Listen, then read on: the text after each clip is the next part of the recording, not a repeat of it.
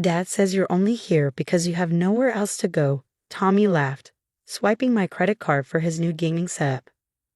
$900 worth of equipment spread across the checkout counter like a monument to their entitlement. I stood there, watching the cashier process the payment, my fingers curled into fists in my coat pockets. The worst part wasn't even the money. It was the casual cruelty in his voice. The way he didn't even look at me while twisting the knife. 15 years old and already mastering his father's art of subtle degradation. Is that what your dad says? I kept my voice neutral, even as something cold settled in my chest. Tommy just shrugged, already focused on the gaming monitor being boxed up. Well, everyone knows it. Mom says you're lucky we let you stay in the guest house. He grabbed the bags, not even bothering with a thank you. Dad says it's basically charity. Charity. The word echoed in my head as we walked to the car. Charity. Like I hadn't spent the last 5 years paying their mortgage. Like I hadn't covered Tommy's private school tuition when my brother Mark lost his job. Like I hadn't been their personal bank since our parents died. The drive home was quiet, but my mind was screaming. Every turn of the wheel reminded me of another check I'd written, another bill I covered, another temporary loan never mentioned again. The guest house at the back of their property, my home for the past 5 years, had been my idea. I'd offered to pay rent, but Mark had waved it off with a laugh. Family doesn't charge family, he'd said then. Now I understood why. You don't charge someone for living in their own property. Tommy rushed inside as soon as we parked, eager to set up his new toys. I watched him go, remembering the little boy who used to run to hug me whenever I visited. When did he become the stranger who saw me as nothing but an ATM with a pulse? Inside, the house buzzed with its usual chaos. My sister-in-law Sarah's voice carried from the kitchen, sharp and demanding as she talked on the phone about some charity gala she was organizing. The irony wasn't lost on me. "Oh, you're back," Mark called from his home office as I passed. He didn't look up from his computer. "Sarah needs you to transfer the money for the catering bill. It's due today." No hello, no how are you, just another demand disguised as a casual request. "How much?" I asked, already knowing I wouldn't see the money again. "Just 5,000, the usual account." He waved his hand dismissively. Oh, and Tommy mentioned he needed some new equipment for school. I stared at my brother, the stranger wearing familiar skin. "Just bought it, $900 worth." Good. He still hadn't looked at me. He needs to keep up with his classmates. You know how it is. But I didn't know. I'd never known that kind of casual entitlement. I walked to the guest house, each step feeling heavier than the last. The small building had been my sanctuary, my escape from their constant demands. But now it felt like a prison, a visible reminder of their supposed generosity. Inside, I sat at my desk and opened my laptop. The screen glowed with my banking dashboard. Numbers stared back at me, each one a story of their exploitation. Joint accounts I'd set up to help them manage expenses. Credit cards in my name they used like unlimited resources. Auto payments for their utilities, their subscriptions, their lives. My fingers hovered over the keyboard. 5 years of being their safety net. 5 years of watching them live beyond their means while treating me like an unwanted house guest. 5 years of dying inside, one payment at a time. Tommy needs. Sarah's voice drifted through my window. Well, of course we can afford it. That's what family is for. That's what family is for. Something snapped inside me. A dam breaking, releasing years of suppressed anger and hurt. My fingers began moving across the keyboard, accessing accounts, changing passwords, canceling automatic payments. Each click felt like breaking a chain.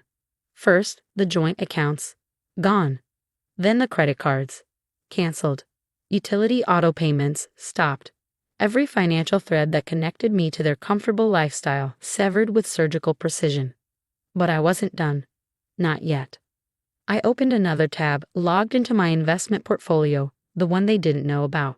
The one I'd built quietly over years of living below my means while funding their excess. 7 figures stared back at me, a secret fortune built on sacrifice and patience. Next, I pulled up property records for their house. My house, technically, though they didn't know that. I'd bought it through a shell company when they were facing foreclosure 3 years ago. Another secret I'd kept, another burden I carried silently. Time to wake up, I whispered to the empty room. I drafted an email to my lawyer, instructing him to prepare the necessary documents. It was time to reveal the true owner of their precious home. Time to show them exactly where else I could go. My phone buzzed. A text from Sarah. Catering money. Need to confirm today. I didn't reply. Instead, I started packing. Not everything. I learned to live light, to keep my real treasures elsewhere. Just enough to make it look like another business trip. They were used to me disappearing for days, then returning with more money for them to spend. But this time would be different. As night fell, I heard them in the main house, their voices carrying through the darkness. Tommy showing off his new gaming setup. Sarah planning her next social event. Mark laughing at something on TV. I sat in the darkness of the guest house, listening to the family I'd sacrificed everything for enjoy the life I'd built for them. The family that saw me as nothing but a convenient resource. The family that was about to learn the true meaning of nowhere else to go. My phone buzzed again. Mark this time. Tommy says the card was declined at the game store. Probably just a glitch. Can you check? I smiled in the dark. No glitch, brother. Just reality finally catching up. The next few hours were a blur of quiet preparation. Emails to my lawyer. Instructions to my bank. Arrangements for what was to come. I worked silently, efficiently, like I was handling just another business deal. Around midnight, the main house finally fell silent. Through my window, I could see their lights going out one by one. They'd sleep well tonight, secure in their belief that tomorrow would be just another day of easy living. I picked up my phone one last time and typed out a message to the family group chat. Thank you for showing me exactly where I stand. Now let me show you where you'll sit. Then I turned off my phone, picked up my bag, and walked out of the guest house. My car was parked on the street, ready for a quick, quiet exit. As I drove away, I looked in the rearview mirror at the house I'd bought but never claimed, at the life I'd funded but never lived. Tomorrow, they'd wake up to frozen accounts and declined cards. To utilities shutting off and subscriptions ending. To the reality that their comfortable life had been built on my silent sacrifice. And in 3 days, when my lawyer delivered the property documents showing who really owned their home, they understand exactly what it meant to have nowhere else to go. But I did have somewhere else. I had everywhere else. Because while they'd been living off my generosity, I'd been building my escape. While they'd been spending my money, I'd been investing in my freedom. I drove through the night, watching the city lights fade behind me. My phone stayed off, collecting their panic in silence. Let them worry. Let them wonder. Let them finally feel what it's like to be the ones with nowhere to go. The highway stretched ahead, empty and dark. But for the first time in 5 years, I felt light. Free. The weight of their expectations, their demands, their casual cruelty, all of it fell away with each mile marker I passed. Tomorrow would bring chaos for them. But for me, it would bring peace. The peace of finally saying no. The peace of finally walking away. The peace of finally showing them that I wasn't their charity case, I was their lifeline. And I just let go. I smiled as I drove into the night, leaving behind a family about to learn the hardest lesson of all. That sometimes the person you treat as nothing turns out to be everything you had. 3 days passed before I turned my phone back on. The screen lit up like a Christmas tree minus 147 missed calls, 293 text messages, and countless voicemails. Each notification was a tiny testament to their growing panic. I sat in my hotel suite, watching the sunrise over a different city, and began scrolling through their desperate attempts to reach me. First day messages from Mark. Hey, there's something wrong with the cards. All accounts showing access denied. Call me ASAP. This isn't funny anymore. What did you do? Sarah's texts grew increasingly frantic. The catering company is threatening to cancel. Why are all the bills unpaid? Mark says you're not answering. We need the accounts fixed now. How could you do this to family? Even Tommy had sent messages. Dad's really mad.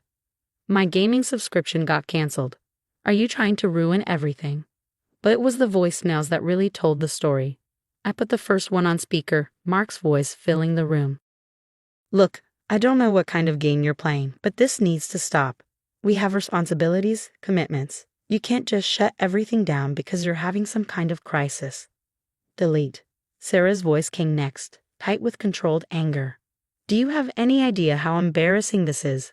I had to cancel the gala. People are talking. If this is about Tommy's comment, you're being ridiculously sensitive. Delete. More messages followed, each one showing the progression from anger to desperation. But none of them showed understanding. None of them showed remorse. My lawyer called at exactly 9 a.m. The documents were delivered this morning, he said. Certified mail, signature required. I checked my watch. They should be opening them right about now. As if on cue, my phone buzzed with an incoming call from Mark. I let it ring, imagining the scene in their house. The open envelope, the property documents spread across their precious dining table, the slow, dawning realization that their house, their entire lifestyle, had been built on my silent ownership. Another call, this time from an unknown number. Probably Sarah using someone else's phone. Clever, but not clever enough. I opened my laptop and logged into the home security system I'd installed years ago for their protection. The cameras showed exactly what I expected: chaos. Mark pacing in his office, running his hands through his hair, his face red with rage or fear, probably both. Sarah in the kitchen, clutching her phone like a lifeline, mascara streaking her cheeks. Tommy sitting on the stairs, looking young and lost for the first time in years. I watched them move through their shock like actors in a play I'd written but never performed. Then Mark did exactly what I expected. He called their lawyer. I smiled, remembering the conversation I'd had with my legal team months ago. Everything was ironclad. The property purchase, the transfer of utilities, the loan documents they'd signed without reading. All of it perfectly legal. My phone buzzed again. A text from Mark. We need to talk. Please, this isn't right. For the first time in 3 days, I responded. Isn't it? Isn't this exactly what family is for? The cameras showed him reading the message, his face draining of color as his own words came back to haunt him. Another text from Sarah. You can't just take everything. We live here. We have rights. I replied. Check the documents again. Page 6, paragraph 3. You've been paying rent to my company for 3 years. Rent that's now 3 months overdue. The camera caught her collapsing into a kitchen chair, the phone falling from her trembling fingers. Tommy tried next. Uncle, I'm sorry about what I said. I didn't mean it. My response was simple. Yes, you did. You all did. And that's the problem. I watched through the cameras as they gathered in the living room, their faces pale, their world crumbling around them. The same room where they'd laughed about my supposed homelessness. The same room where they planned their expenses with my money. Mark stood up suddenly, grabbing his car keys. He has to be at the hotel downtown. That's where he always stays. I smiled, already packed and ready to check out. They'd never understand that I'd planned this for months, every detail, every escape route, every consequence. My phone rang one last time, their home number. I answered, putting it on speaker. Why? Mark's voice cracked. Why do this to us? Because you taught me that family means taking everything and giving nothing back. I replied calmly. I'm just following your example. We gave you a home. Sarah shouted in the background. No, I corrected her. I bought my own home. I bought your home. I bought everything you thought you owned, and now I'm taking it back. What do you want? Mark asked, his voice small. Money? An apology. What will fix this? I laughed, and the sound echoed through their silent house. Fix this? You can't fix years of treating me like a convenient ATM. You can't fix teaching your son that I'm nothing but a charity case. You can't fix making me feel homeless in a house I own. Please, Sarah whispered. We'll lose everything. No, I said softly. You'll lose what was never yours to begin with. Everything I gave you, thinking it would make you see me as family. But you never did you? I was just the backup plan. The safety net. The nowhere else to go. I heard Tommy crying in the background, and for a moment my resolve wavered, but then I remembered his laughter in the store, the casual cruelty of youth learned from watching his parents. You have 30 days, I said finally. Standard eviction notice. The utilities stay on until then, but everything else, the accounts, the cards, the automatic payments, that's all done. Time to learn what it's like to have nowhere else to go. You can't. Mark started. I can, I did. Goodbye, brother. Give my nephew my regards. And Sarah? The charity gala committee called. I've offered to take over as primary donor. Funny how things work out. I hung up, watching through the cameras as they sat in stunned silence, their perfect world finally showing its cracks. My hotel room was already packed, my next destination already planned. They'd never find me, not that they'd really try. People like them don't chase, they just wait for their problems to fix themselves. But this problem wouldn't fix itself.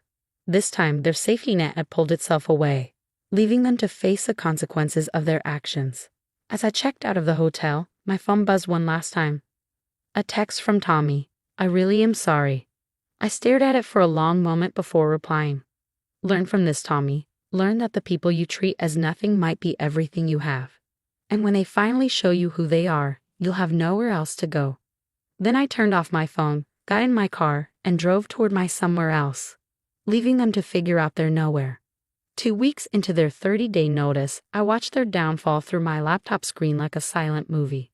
The security cameras captured every moment of their crumbling reality, each scene more satisfying than the last. Mark lost his job first. Turns out his position at the investment firm had been largely sustained by the connections I provided. Without my network, without my subtle influences, he was just another middle manager with an overinflated ego. The cameras caught him returning home at 2 p.m. on a Tuesday, tie loose, carrying a cardboard box of desk items. Sarah's social circle disappeared next. Amazing how quickly friends vanish when you can't host lavish parties or contribute to their precious fundraisers. The footage showed her sitting alone on their designer couch, scrolling through social media, watching her carefully curated world unfriend her one post at a time. Tommy, surprisingly, showed the most growth. The cameras caught him taking down his gaming setup, carefully packing away the equipment he bought with my card. He sold it all online, and I watched through the window as he handed his father an envelope full of cash. Probably not even a quarter of what they needed, but it was something. My lawyer kept me updated on their desperate attempts to fight back. They tried claiming adverse possession, arguing they'd lived in the house long enough to have rights. He shut that down with one document, the rental agreement they'd signed without reading, proving they'd acknowledged my ownership all along. Then they tried emotional manipulation. Mark had our childhood photos sent to my new office, a thick envelope of guilt disguised as memories. Pictures of us as kids, playing in our parents' backyard. Photos from his wedding, where I'd been best man. Tommy's birth announcement, my proud uncle's smile frozen in time. I sent them back with a post-it note. Thanks for the reminder of when I thought family meant something. Sarah tried next, having her church group send me letters about forgiveness and family duty. Each envelope arrived with a different handwritten plea for mercy. I donated a generous sum to the church's roof repair fund in their name, with the specific condition that it couldn't be used to help their family. The cameras showed their gradual acceptance of reality. Boxes appeared in corners, slowly filling with their possessions. Moving trucks came to assess the job, each estimate making Mark's shoulders sag a little more. They were learning that everything they owned was worth far less than what they'd spent on it. One night, around day 20 of their notice, I watched Tommy sit alone in the backyard, staring at the guest house where I used to live. He walked inside, the first time any of them had entered since I left, and just stood there in darkness. Through the infrared cameras, I saw him pick up an old photo from my desk, one I deliberately left behind. It showed him at age 7, sitting on my shoulders at a carnival, both of us laughing. He placed it carefully in his pocket and whispered to the empty room, I really messed up, didn't I? Yes, Tommy, you all did. Mark tried one last desperate move. He showed up at my company's headquarters, demanding to see me. Security footage showed him in the lobby, wild-eyed and disheveled, shouting about brothers' rights and family obligations. My assistant had him escorted out, but not before he could throw a manila envelope on her desk. Inside was a handwritten letter. I know I've been terrible. We all have. The way we treated you, the things we said, the money we took, it was all wrong. But you're still my brother. Still Tommy's uncle. Still part of this family. Please don't destroy everything over one moment of thoughtless cruelty. One moment? As if it hadn't been years of calculated exploitation. As if they hadn't systematically stripped away my dignity while living off my generosity. I drafted a response and had it delivered by courier. Family isn't just a word you use when you need something. It's not a card you play when all other options are gone. You didn't treat me like family when you had everything. Don't expect me to act like family now that you have nothing. The cameras showed Mark reading my reply, his face crumpling as the last of his hope died. He walked through their half-packed house like a ghost, touching things they bought with my money, looking at walls they'd never truly owned. Sarah found him there, and for the first time, I saw real recognition in her eyes. She sat beside him, took his hand, and whispered something the microphones barely caught. "We did this to ourselves, didn't we?" "Yes, Sarah, you did." As the 30-day mark approached, Tommy did something unexpected. He started cleaning the guest house. The cameras showed him sweeping, washing windows, putting things back exactly as I'd left them. When Mark asked what he was doing, his response cut through the night air. "Making it right, even if it's too late." On day 29, a moving truck finally arrived. I watched them load their lives into cardboard boxes, each item a reminder of what they'd taken for granted. Sarah cried over her designer furniture. Mark stood silent as his precious home office was dismantled. Tommy just worked, carrying boxes with a determination that seemed born of understanding rather than resentment. That night, their last in my house, the cameras caught their final conversation on the back patio. They sat in the dark, looking at the guest house Tommy had cleaned, finally seeing it for what it was, a symbol of everything they destroyed. "We had it all," Sarah whispered, "and we threw it away because we couldn't see what was right in front of us." Mark nodded, his voice heavy with realization. "We had him. That was everything. And we treated him like nothing." Tommy stood up, the carnival photo in his hand glinting in the porch light. "Can we ever fix it?" "I don't know," Mark replied. "Some things, once broken, stayed broken."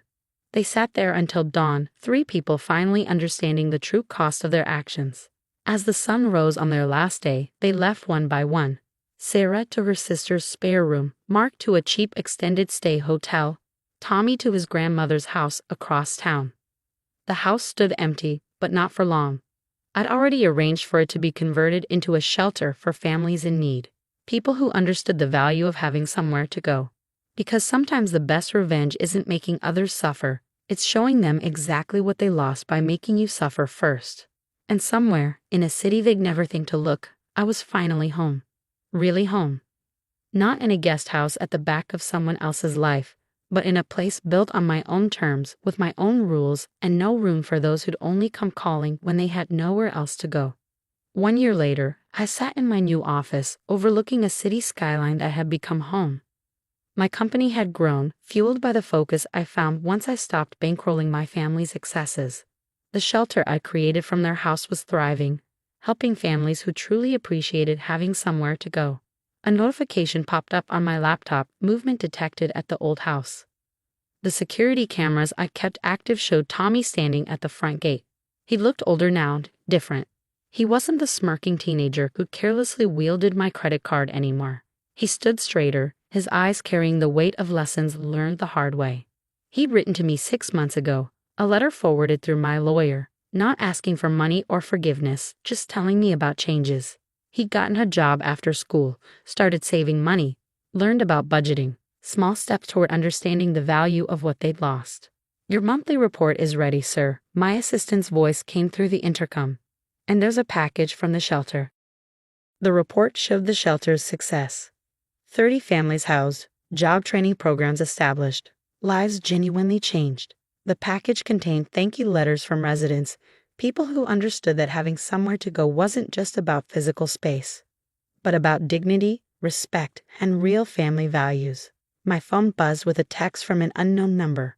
"The shelter helped Mrs. Johnson's family today. Remember her? She used to bake cookies for us when we were kids. Her daughter said you were there, helping them move in. Thank you. Tommy." I stared at the message, remembering Mrs. Johnson from our old neighborhood. She'd lost everything in a fire, and the shelter, my shelter, had given her family a fresh start. I hadn't known Tommy was keeping track. Another text followed. "Dad's doing better. Real job, small apartment. No more excuses. Mom's teaching art at the community center. They talk about you sometimes, not like before. They understand now." I didn't reply, but I saved the messages. Not out of sentimentality, but as a reminder that sometimes the hardest lessons create the most lasting change. My lawyer called with an update. Mark had requested a meeting, not to beg for money or the house back, but to deliver something in person. I agreed to let him leave it with security. The package arrived an hour later, a bound notebook, filled with detailed accountings of every dollar I'd ever given them, every bill I paid, every sacrifice I'd made. Mark had spent months tracking it all down, documenting their years of taking. On the last page, he'd written, "This is the weight you carried while we laughed. This is the debt we can never repay. This is the lesson we'll never forget." Sarah had added her own note attached to a check that probably represented everything she had. Not to fix things. Nothing can fix what we did. But to help another family at the shelter. Someone who deserves what we didn't. I took the check, added several zeros to the amount, and donated it to the shelter's education program in their name. Not forgiveness, but acknowledgement of change. That evening, I watched through the cameras as Tommy gave tours to new shelter residents, volunteering his weekends to help families move in. He'd grown into someone different, someone who understood the value of giving without expecting a return. My phone buzzed one last time, a family photo, Mark, Sarah, and Tommy, standing in front of their small new apartment. No designer furniture, no expensive clothes. Just three people who'd learned the hard way that somewhere else to go isn't about location. It's about who you become when everything is stripped away. I saved the photo in a folder marked Lessons Learned and turned back to my work. The city lights began to twinkle as dusk fell, each one representing a story, a chance, a new beginning. My assistant's voice came through again. "Sir, the shelter's annual fundraiser is next week. The committee's asking if you'll attend this year." I looked at the invitation, at the list of volunteers that included familiar names. Mark, Job Training Coordinator. Sarah, Art Therapy Instructor. Tommy, Weekend Guide. "Yes," I replied. "It's time." Because sometimes the somewhere else you go isn't just a place, it's a journey that changes everyone involved. And sometimes, after all the lessons are learned and all the changes are made, you find that the real meaning of family isn't in where you live, but in who you choose to become. I closed my laptop, the security cameras going dark. Tomorrow would bring new challenges, new chances for change, new definitions of home and family. But for now, in this moment, I was exactly where I needed to be, somewhere else, somewhere better, somewhere true. And that was everything.